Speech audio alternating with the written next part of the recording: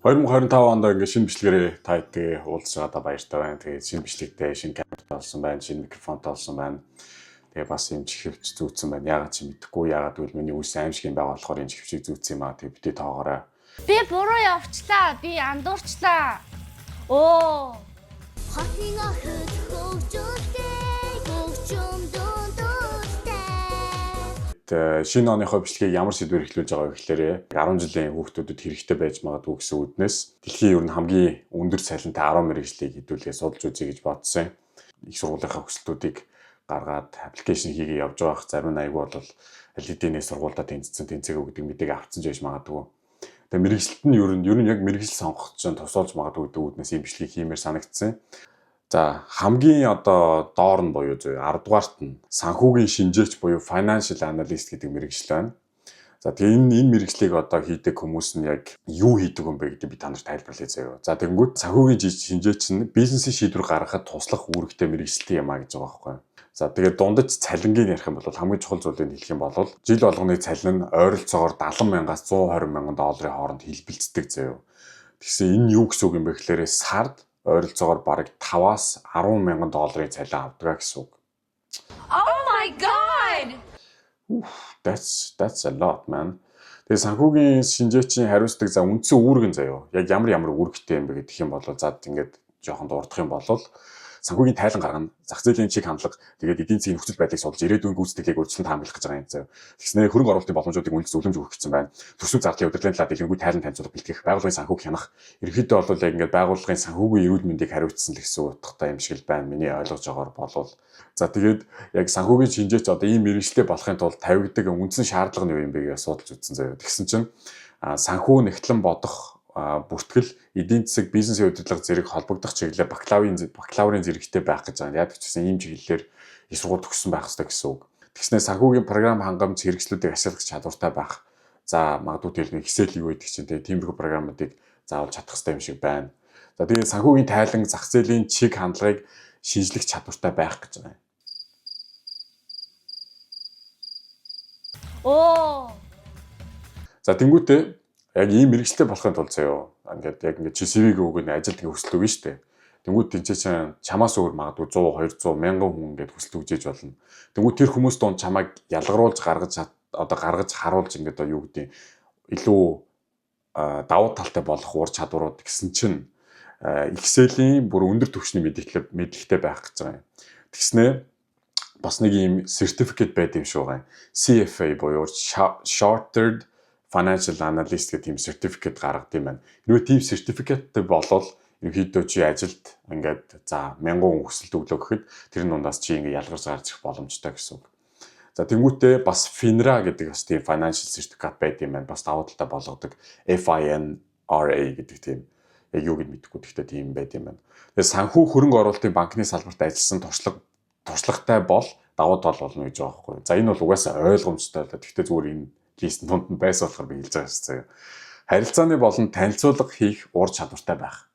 Энэ ур чадвар бол за би 10 топ 10 мэргэжлийн бүгдэн дээр нь байсан. За энэ бол ерөнхийдөө хаанч хүн ажилласан харилцааны заавал ур чадвартай байх хэрэгтэй гэдэг нь та хэд надаар хэлэлтгүй мэдж байгаа байхаа гэж найдаж байна. Мэдхгүй байвал subscribe дараад лайкадаар. Одоо 10-д нь бол энэ байгаа шүү зөө. Ингээд цалин өсөөд хэдүүлээ ингээд топ 1 хүртэл явна. За дараагийн мэргэжил нь буюу 9-р байранд IT системийн менежер гэж байгаа юм. За би энийг бол яг ойлгоогүй зөө. За англиар болохоор IT Systems Manager гэж байгаа юм. За ямар ч гэсэн IT системийг менежмент хийх ёстой л гэж ойлгосон. За тэгээд яг энэ мэргэжлийн за ингээд гол тодорхойлолт нь юу вэ гэсэн чинь IT системийн менежер нь байгууллагын компьютерийн системүүд сүлжээ болон програм хангамжийг хариуцсан удирдаг мэргэжилтэй юм а гэж байгаа юм.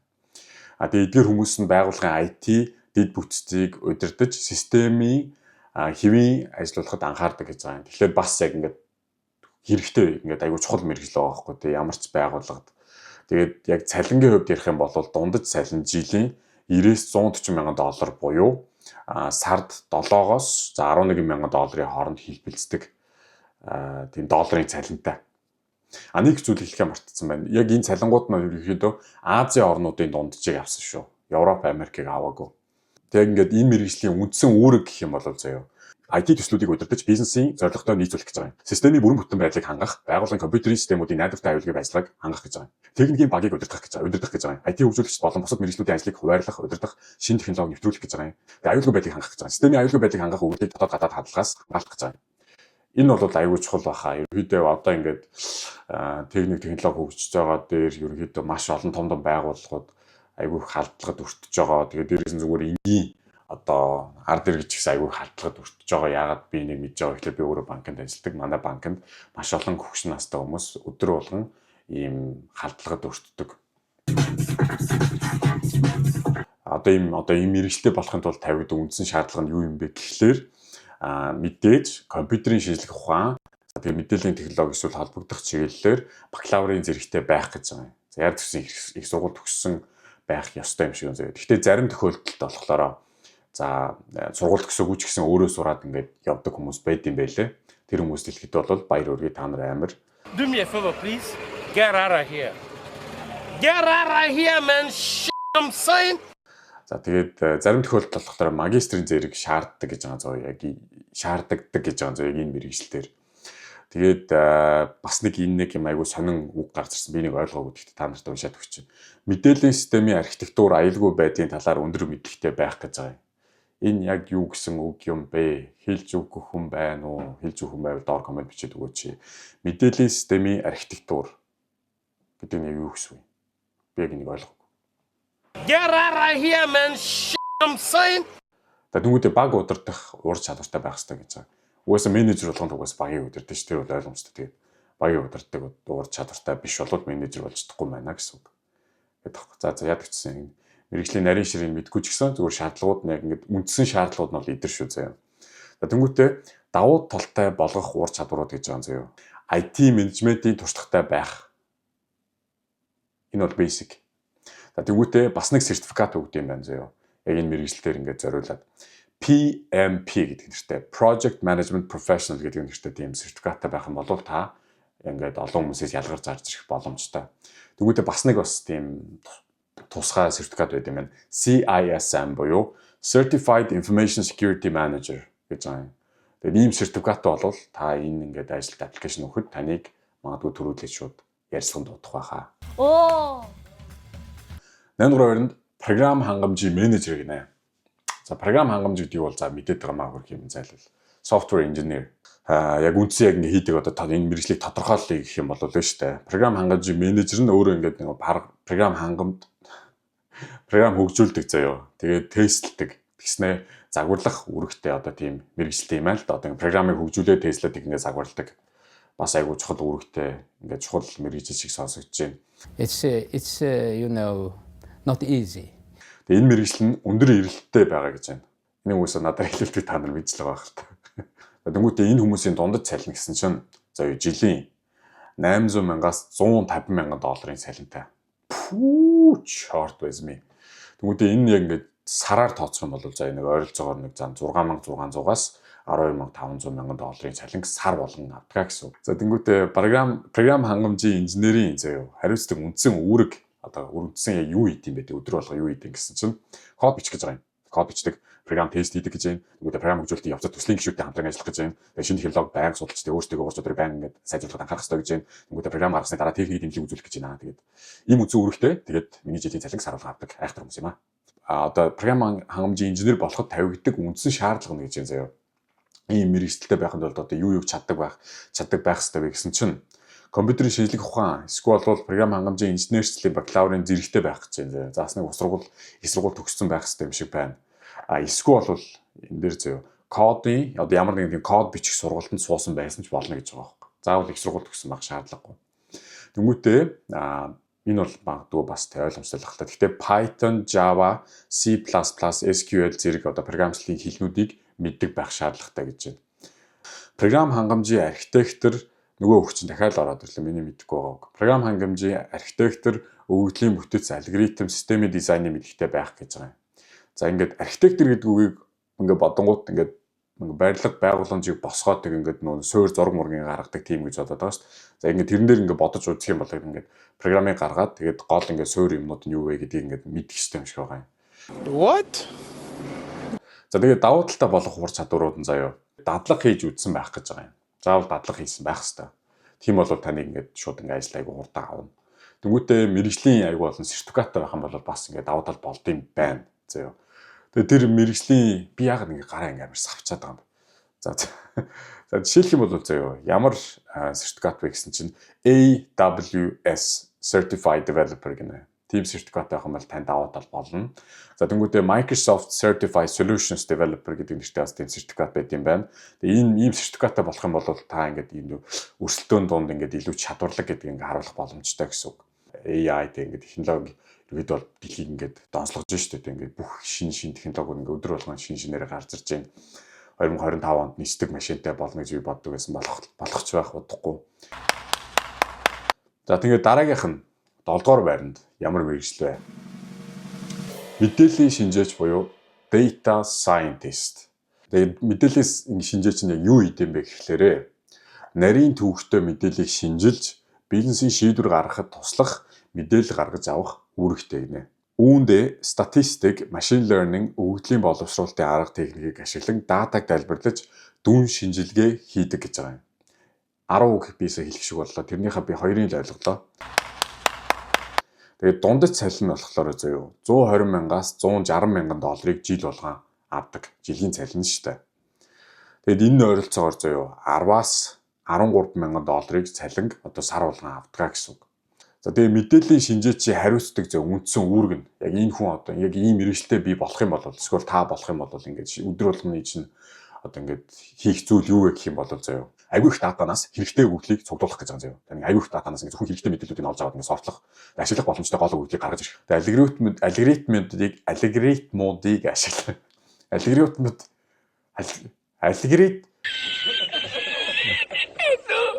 Алгоритмуудыг ашиглан бизнесийн асуудлуудыг шийдвэрлэх машин learning загваруудыг бий болгож сургалт явуулах гэж байгаа. Тэгмүүд хэмжээний мэдээллийг судалж бизнес дутширч болох асуудлуудыг олох техникийн бус талуудад зориулсан дүүн шинжилгээ үр дүнг ойлгомжтой байдлаар танилцуулах гэж байгаа. Бизнесийн асуудлуудыг шийдвэрлэх арга замуудыг санал болгох. Бүх бизнесүүд ч ер нь датан дээр суурилж явж байгаа шүү дээ. Ямар ч шийдвэрийг том корпорациуд гаргахдаа маш том судалгаа датан дээр үндэслэж бол мэдээлэл гаргаж байгаа. Тэгээ иймхүү мэргэжилтэй болохын тулд одоо ингээд үндсэн тавигдах шаардлагууд гэх юм бол биш үү. За айгу энийг ингээд сайн сонсороо зөө хэрвээ ийм мэргэжил болох гэж чивэл мэдээллийн шинжээч болохын тулд за ихэвчлэн компьютерийн шинжлэх ухаан, статистик, математик, мэдээллийн шинжлэх ухаан зэрэг чиглэлээр бакалаврын зэрэгтэй байх шаардлагатай гэж шүү заяа. Тэгэхээр ийм мэргэжил болохын тулд одоо миний саяны хэлсэн чиглэлүүдээр одоо яг одоо ингээд сургуулийнхаа хүсэлтийг өгөөд эсвэл сургуулаа судлах нь байна шүү дээ. Тэнгүүтээ Python, R, SQL програмчлалыг хилэнд мэргэжсэн байх гэж юм заяа. Тэгээ machine learning алгоритмуудыг ашиглах чадвартай байх хэрэгтэй гэж байна. Тэгээ датаг ойлгомжтой байдлаар танилцуулах чадвартай байх хэрэгтэй гэж байна. Олон компаниуд дээр ажлын туршлагатай байх. Ерөнхийдөө бол ингээд сурж байхдаа ингээд дадлага хийх юм бол тань ингээд айгу давуу талтай юм байна шүү заяа. Тэгээд за энэ ингээд мэргэжилтэй болоход тань ингээд өрсөлдөөн дундаас танд ялгарч гарч ирэх урд чадварууд ингээд гэсэн чинь мэдээллийн шинжээчийн за ингээд мэргэжлийн сертификатуудтай байх гэж байна. Жишээлх юм бол SAS Data Science Certification гэдэг юм байт юм байна заяа. Тийм сертификаттай авах юм бол ерөнхийдөө илүү өрсөлдөх чадвараа ингээд өсгөж байгаа гэсэн юм байна. Тэнгүүтээ мэдээллийг зөв тайлбарлах чадвар гэж байна. Ямарваа нэгэн мэдээллийг те ингээд аюу гой ингээд боловсруулаад аюу гой ингээд чухал юмуудыг гаргаж ирчээд тэрийг ингээд танилцуулж чадахгүй бол тэр чинь ингээд бас өрсөлдөх чадвар чинь буурчж байгаа гэсэн үг байхгүй. Магадгүй танаас ингээд муу ингээд мэдээллийг гаргаж ирдэг гэрнээ аюу сайн ярьдаг бол ингээд тэр хүн чинь ингээд таны ажлыг авчих штэ. Тийм болохоор ингээд бас ярих чадвараа хөгжүүлэх хэрэгтэй давхар. Окей. Тоондоо сайн бас дээр нь ямар нэгэн зүйлийг тайлбарлахтай сайн болол ерөөдөө энэ мэргэжил танд тохирно гэсэн үг. Тэгээд хэрвээ таалагдчих юм бол like and subscribe хийгээрэй. Юу гэсэн ч үгүй. Дараагийнхаа мэргэжил рүү хэдүүлээ орцгоё. Машин сургалтын инженер буюу machine learning engineer гэж байна. За тэгээ энэ хүмүүс нь юу хийдэм бэ? Өдөр тутамдаа юу хийдэм бэ? Энэ мэргэжлээ юу гэсэн үг юм бэ гэхлээр заяа. Машин сургалтын инженер нь машин сургалтын инженерийн одоо машин сургалтын системүүдийг зохиох, хөгжүүлэх, хэрэгжүүлэх үүрэгтэй мэргэжилтэн гэж байгаа юм. Тэгээ дундаж цалин заяа. Жилийн дундаж цалин нь 100 мянгаас 170 мянган долларыг буюу сар болгон $8,300-оос $14,000 хооронд хэлбэлцдэг. Энээс өндөрч байж болно. За тэгээд машин сургалтын инженерүүдийн хариуцдаг үндсэн үүрэг гэсэн чинь олон тооны өгөгдлийг цэвэрлэж эмх зэгцэнд оруулан машин learning систем боловсруулах гэж байна. Тохиромжтой машин сургалтын алгоритмуудыг судлах сонгох хэрэгжүүлэх гэж байна. Тэгээ машин сургалтын загваруудыг турших, үр дүнг дүгнэх, баримтжуулах, шаардлагатай үе загваруудыг шинэ үйлдэлээр сургах, тохируулах, бэлэн болсон загваруудыг бизнесийн орчинд дэвтрүүлэх, гүйцэтгэх, хянах, машин сургалтын салбарын хамгийн сүүлийн үеийн дэвшлүүдийг судлах, хэрэгжүүлэх гэж байна. Би бол ойлгоогүй. Тэгэхдээ та хэдийг ойлгосон байх гэж найдаж байна. Оо. Ерхэд бол айгүй их ингээд чухал зүйлүүдийг хийдэг юм байна заяа. Machine learning бол яг миний мэдж байгаагаар болол одоо энэ AI-ыг хөгжүүлж байгаа хамгийн гол төхөөрөмж чинь шүү дээ. Тэгэхээр бол айгүй чухал мэрэгжил гэдэг нь бол шууд сонсогдож байна. За тэгэхээр машин сургалтын инженерийн болоход одоо ингээд тавигддаг үндсэн шаардлага гэсэн чинь компьютерийн шинжлэх ухаан, инженерчлэл, математик, статистик гэх чиглэлээр бакалавр эсвэл магистрийн зэрэгтэй байх хэрэгтэй гэж байна. Тэгэхээр ийм мэрэгчлээ байхын тулд ийм чиглэлүүдээр их сургуульд аппликейшн өгөх нь байна заяа. Тэгээд зарим тохиолдолд докторийн зэрэг бас шаарддаг гэж байна. Тэнгүүтээ математик, статистикийн гүнзгий мэдлэгтэй байх хэрэгтэй гэж байна. Тэгээд код бичих ур чадвартай байх хэрэгтэй. Машин сургалтын алгоритм, техникийн мэдлэгтэй байх хэрэгтэй. Тэнгүүтээ TensorFlow, PyTorch, Scikit-learn, Keras зэрэглэлийг ашиглах чадвартай байх хэрэгтэй гэж байна. Эдгээр нь юу юм гэдгийг мэдэхгүй. Гэхдээ ямар нэгэн тийм machine learning-ийн хөгжүүлдэг програм байх гэж найдаж байна. Биш бол доор комент бичээд өгөөд надад тайлбарлаад өгөөч. За тэгээд дараагийнх нь болохоор давуу талтай болгох ур чадварууд гэсэн чинь дадлага хийсэн байх хэрэгтэй гинэ. Тэгээд асуудал шийдвэрлэх аналитик сэтгэлгээний ур чадвартай байх юм бол бас аягүй сайн таныг давуу талтай болгож байгаа чадвар. Тэгээд харилцааны болон хамтран ажиллах чадвартай бол бас маш том давуу тал болдго юм байна. За тэнгуүтээ 5 дугаар байранд би өрдөөсөө бодож байгаагүй нэг мэргэжил гараад ирсэн. Нефтийн инженер гинэ. Англиар бол petroleum engineer гэж байгаа. Энэ ингээд яг мэргэжлийн юу хийдэг, яг ямар одоо тодорхойлт нь юу юм бэ гэсэн чинь нефтийн инженер нь газрын тос, байгалийн хийн нөөцийг олборлох, ашиглах үйл ажиллагааг хариуцдаг мэргэжилтэй юм а гэж байгаа. Тэдний дундаж цалин нь заяа жилд 100-аас 180 мянган долларын тийм цалинтай гэж байна. Жилийн орлого нь. Энэ нь сард 8-аас 15 мянган долларын цалин ингээд сард олдгоо гэсэн үг. Амжигтай. За тэгээд яг энэ хүмүүсийн ингээд өдөр тутмын хийдэг үүрэг нь одоо ажлынх нь үүрэг нь юу юм бэ гэсэн чинь газрын тос байгалийн шинэ нөөцийг судлах, олж илрүүлэх, геологийн мэдээллийг шинжлэх, дүн шинжилгээ хийх. Манай өвөө ийм мэргэжилтэй хүн байсан.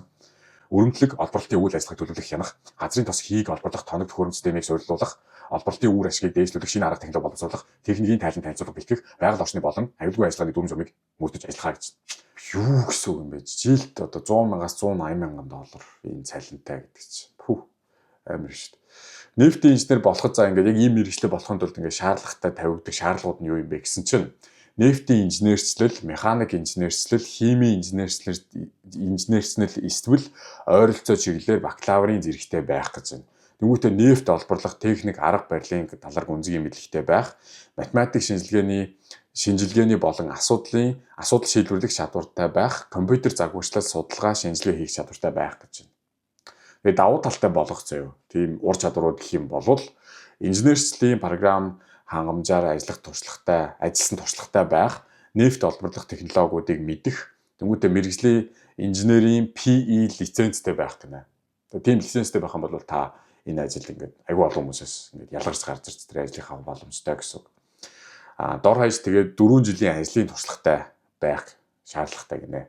Бие махбодын хүчин чадал сайтай, стресстэй орчинд ажиллах чадвартай байх гэж байна. Бас ийм ингээд дур чадвартай юм бол та ингээд аюул олон хүмүүсээс ялгарч гарч ирээд тэр ингээд ажлыг авах нь шүү дээ, өндөр цалинтай ажлыг сард ингээд зүгээр л тэ сарын цалин орлого чинь зүгээр 15 мянган доллар. За дөрөвдүгüүрт нь бас аюул сонирхолтой мэргэжил байсан. Корпорацийн хуульч гэж байгаа юм. Corporate lawyer. Тэгээ энэ ингээд мэргэжлийн ингээд тодорхойлт нь гэсэн чинь корпорацийн хуульчид нь бизнесийн амжилтанд чухал үүрэг гүйцэтгэдэг бөгөөд тэдний мэргэжлийн мэдлэг нь компаниудын үйл ажиллагааг хууль зүйн хүрээнд явуулахад зайлшгүй шаардлагатай байдаг гэж. Жилийн цалин гэх юм бол 150 мянгаас 250 мянган доллар. Түрүүжил баг суднаар яараар байх. Сарын цалин гэсэн чинь 12,500-аас 20,800 мянган доллар. Юу гэлж бисэ. 12,000-аас 20,000 долларын цалин саруулан авдаг гэж аимшигтай. Корпорацийн хуульчийн за тэгээ ингээд өндөр тутмын хийдэг мэрэгжил одоо ингээд өдөр тутамдаа юу хийдэм бэ гэсэн чинь бизнесийн гэрээ болон хөгжлийг боловсруулах, хууль эрх зүйн асуудлуудаар үйлчлэгчдэд зөвлөгөө өгөх, хууль зүйн судалгаа хийх, компаниудын захиргааны асуудлыг шийдвэрлэхэд тусаж компани дүрм журмыг боловсруулахад оролцох, M&A буюу mergers and acquisition-ийн үйл явцад нь хууль зүйн дэмжлэг үзүүлж гэрээг боловсруулах, хэлэлцээр хийхэд туслах, хууль зүйн маргааны шийдвэрлэхэд оролцох үүрэг хэрэгтэй гэж. Тэгээд яг нь үндсэн тавигддаг шаардлагууд нь гэсэн чинь хууль зүйн бакалаврын болон магистрийн зэрэгтэй байх шаардлагатай гэж. Тэнгүүтээ корпорацийн хууль, гэрээний эрх зүй, татварын хууль, санхүүгийн хууль зэрэгт гүнзгий мэдлэгтэй байх ерөнхийдөө хэрэгтэй юм байна. Тэгээд харилцааны ур чадвартай байх хэрэгтэй гэж байна. Хууль зүйн асуудлуудыг ойлгомжтой байдлаар тайлбарлах, бичгээр болон аман харилцаа хийх чадвартай байх, гэрээ боловсруулах, хилцэл хийхэд мэргэжлийн ур чадвартай байх, хуульчийн эрх авсан байх шаардлагатай гэж. За тэгээд давуу талтай болох ур чадварууд гэсэн чинь сайн ярианы ур чадвартай байх гэж байна. Энэ бол үгүйс ойлгомжтой байх л та. Бизнес, эдийн засаг, санхүү зэрэг бол холбогдох чиглэлээр бакалаврын зэрэгтэй байх нь давуу тал болно гэж байна. Тэнгүүдээ хууль зүйн салбарт практик буюу дадлага хийхсэн байх шаардлагатай гэж байна. Ой, баахан өндөр цалинтай юм сонсоод даралт төрөөд шүү. Шууд ингээд толгоороо хамаг цэсгөөг ингээд жоохон манар занараад шүү. За 3 дугаар мэргэжил бол за ингэж юм зөө. Хөрөнгө оруулалтын банкир буюу investment banker гэж байна. За энэ мэргэжлийн за яг ингээд тодорхойлт нь юу юм бэ гэсэн чинь компаниудад томоохон бизнесийн гүйлгээ хийх, за тэгээд нэгдэл M&A буюу тэгээд нэгдэл худалдаа авалт, өрийн болон хувьцааны гаргалт дээр зөвлөгөө өгдөг мэргэжилтэн гэж байна. Тэгээд одоо энэ мэргэжил нь альва компани бизнесийн удирдлагын багтай хамтран ажиллаж компани хөрөнгийг босгоход тусгай гол үүрэг гүйцэтгэдэг гинэ. Тэгээд дундад цалин болохоор жилийн 150 мянгаас 300 мянган долларын цалинтай. Тэгээд энэ нь за сард ойролцоогоор 12,500-аас за ингээд 25 мянган долларын цалин авдаг. Хөрөнгө оруулалтын банкирийн хариуцдаг үндсэн үүрэг нь гэсэн чинь компаниудын стратеги хөрөнгө оруулалтын шийдвэр гаргахад туслах зөвлөгөө өгдөг. Бизнесийн байгууллагуудын нэгдэл худалдаа авалт хөрөнгө оруулалтын гэрээ хэлцлүүдээр үйлчлэгчдэд зөвлөгөө өгөх, зах зээлийн судалгаа хийж хөрөнгө оруулалт хийх шинжилгээ хийх, зах зээлийн чиг хандлагыг шинжилж мэдээлэл өгөх. Тэнгүүтээ яг ийм мэргэжлээ болоход шаардлагатай шаардлага нь гэсэн чинь санхүү эдийн засаг, бизнесийн удирдлага, хууль зүй зэрэг чиглэлээр бакалаврын зэрэгтэй байх шаардлагатай гэж байна. Тэгээ магистрийн зэрэг хвшлэн давуу тал болдог гэж байна заяа. Мөн бас ингээд өөр давуу тал болох ур чадвар гэсэн чинь санхүүгийн анализ хийх чадвартай байх, хилцэл, гэрээ хэлцээр дээр маш том давуу талтай байх, ур чадвартай байх, тэгээ харилцааны ур чадвартай байх гэж байна. Тэгээд дээрээс нь Excel, тэгээд сүүлийн үед Python дээр програмчлал, өгөгдлийн анализ хийх чадвартай гэдэг тийм шинэ ур чадвар нэмэгдсэн юм байна. Тэнгүүтээ бас CFA буюу Chartered Financial Analyst гэдэг тийм сертификат байх юм бол бас өрсөлдөх ур чадварыг чинь нэмнэ гэж байна. Йоо, бүр ядарчлаа. Баахан доллар ярьсараа. Зя одоо 2 мэргэжлүүллээ. Тэгээ 2 дугаарх одоо мэргэжил нь гэсэн чинь мэдээж одоо эмнэлэг, эрүүл мэндийн салбарт руу шууд орж ирж байна. За тэр нь болохоор medical professionals буюу одоо эмчнэр гэж байгаа. Тэрэн дундаа бис заслын эмчнэр 2 дугаар байранд орж ирсэн байна. Хүмүүсийн амь нас, эрүүл мэндийг хамгаалахад чухал үүрэг гүйцэтгэдэг. Тийм болохоор маш өндөр цалин авдаг гэсэн үг. Тэгээд тэдгэрийн жилийн дундаж орлого нь гэсэн чинь заяа 300 мянган доллар буюу 300 мянган доллароос дээш цалин жил болгон авдаг. Тэгээд энэ нь болохоор ойролцоогоор сард за нэг 25 мянган долларын тэр хавцаад хэлбэлцдэг 25 мянган доллароос дээшигээ цалин ерөнхийдөө сар болгон авдаг гэсэн үг. Тэгээд мис заслын одоо ийм эмчнэрийн гол ингээ үүрэг нь гэх юм бол өвчнүүдийг үзэж онцлох, эмчилгээний төлөвлөгөө боловсруулах, мис засал хийх, өвчнүүдийн эрүүл мэндийн байдлыг хянах, шаардлагатай үед яаралтай тусламж үзүүлэх, эмчилгээний шинэ арга технологиудыг судлах, тийм шинэ аргыг нэвтрүүлэх гэж байна. Тэгээд мис заслын одоо ийм эмч болох шаардлага гэж шүү зэ. За сайн сонсоод аваарай. Ангаахын их сургуульд суралцаж, ангаах ухааны бакалаврын зэрэг авах, ерөнхий эмчийн хувьд 5 жилийн сургалт мэргэжсэн эмчнэрийн хувьд нэмэлт 4-6 жилийн мэргэжлийн сургалтанд хамрагдах гэж байна. Их сургууль төгссөний дараа 2 жилийн суур сургалтанд хамрагдах гэж байна.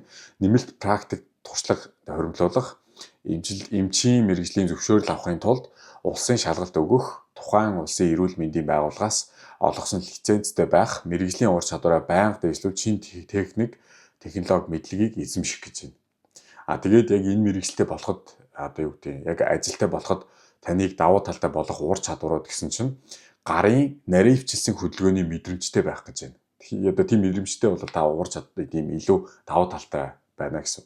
Стресс доор шийдвэр гаргах чадвартай байх, стресс менежмент сайтай байх гэсэн. Тэнгүүтээ харилцааны маш сайн өндөр ур чадвартай байх гэж байна. Яг ингээ анзаараад үзээрэй зөө. Яг энэ ингээ топ ингээ 9 мэргэжилтүүд дээр явгууд ихэвчлэн дандаа харилцааны ур чадвар дээр маш сайн өндөр байх хэрэгтэй гэж байгаа. Тийм болохоор ингээ давхар ингээ мэргэжлийн ур чадваруудаа ингээ хөгжүүлэхээс гадна одоо юу гэдэг математик дээр та айгүй сайн байж болно. Гэхдээ харилцааны ур чадвартай байх юм бол тэр нь таныг тантай эзлэгийн төвчний ингээд айгүй сайн математик дээр сайн хүмүүс байлаа гэхэд таныг ингээд нэг шат ахиулаад та ингээд тэр ажлаа авахд тань ингээд илүү төхөө болгож өгнө шүү дээ. Тэгэхээр хичээл дээр анхаарахаасаа гадна бас ингээд тэр ойлгож байгаа зүйлээ бусад тайлбарлах ур чадвараас хөгжүүлээрэй. Тэр нь ингээд ур чадвартай давуу талтай болгох нь биш шүү таныг. За тэгээд хэрвээ ингээд энэ ингээд хэрэгтэй мэдээлэл байгаа бол та ингээд дараа ингээд өөр хүмүүстэй ингээд сонирхуулаад ингээд сонсгоорой. За тэгээд одоо хамгийн сүүлчийн мэргэжил буюу топ 1 буюу number 1 одоо ингээд дэлхийд одоо Азийн орнуудад маш ингээд өндөр цалин авдаг мэргэжлийг хэлэхээс өмнө та хэдэд одоо honorable mentions буюу ингээд хэлэх шаардлагатай миний хувьд заяа өндөр цалинтай гэж бодож байгаа ганц 2 мэргэжлийг хэлье. За Монголын хувьд бол за номер 1 нь бол мэдээж улс төрчдөг гэж бодож байна. Тэгээ улс төрчд бол мэдээж маш сайн ажиллаа хийж байгаа, хууль зохиож байгаа. Тэгээд хууль зохиохоо хийрээр хууль зохиосон хуулийг ашиглаад өөрсдөө айгүй гой мөнгө угаагаад тэгээ гой мөнгө олоод ингээд гой хэмээж байгаа мэдээж айгүй өндөр цалин авч байгаа. Хоёрдугаар дахт нэг юм бол за тэр нэгдүгээр тэр Монголд явж байгаа улс төрчдийн сугны үүсн буюу ингээд энэ ч ингээд зүгдээ явж идэг.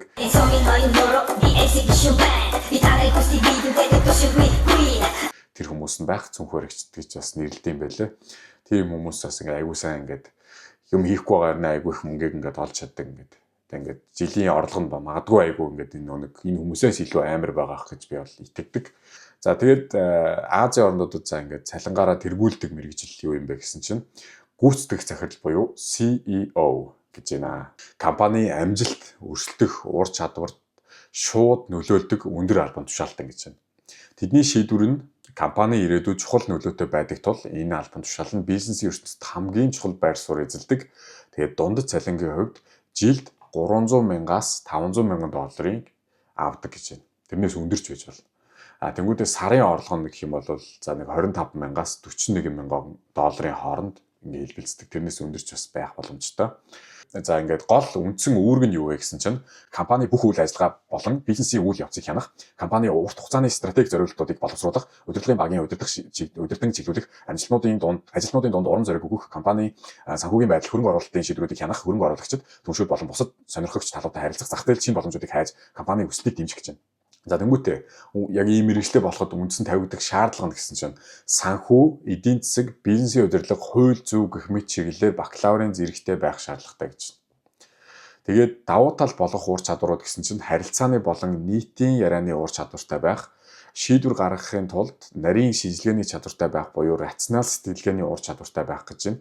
Рационал сэтгэлгээ гэдэг нь болохоор миний ойлгосноор бол ямар нэгэн тийм сэтгэл хөдлөлт автахгүйгээр ямар нэгэн шийдвэрийг гаргах тэр ур чадварыг хийх юм байлаа.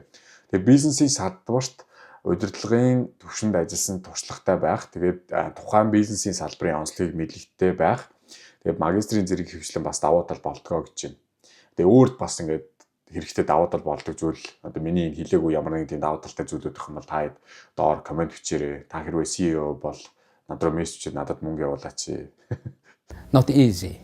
За ингээд та хэдэд би 2024 оны байдлаар Азийн орнуудад хамгийн их цалин авдаг топ 10 мэргэжлүүдийг танилцууллаа. Хэрвээ таалагдсан бол доор комент хэсэгт яг аль мэргэжил нь хамгийн сонирхолтой байсан гэдгийг бичээрэй. За мөн дээрээс нь лайк, subscribe дарахаа бити мартаарай. Тэгээд хэрвээ сонирхолтой байсан бол хүүхдүүд рүүгээ эсвэл бол ямар нэгэн хамаатныхаа дүүдээ мэргэжлээ сонгож чадахгүй байгаа хүн рүүгээ явуулаарай. Жохон ч гэсэн тус болох гэж найдаж байна.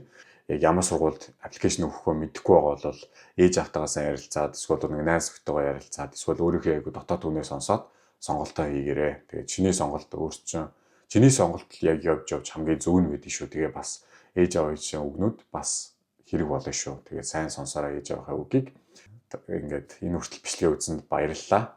Дараагийнхаа бичлэгээр ингээд удахгүй уулзцгаая. Баяр та.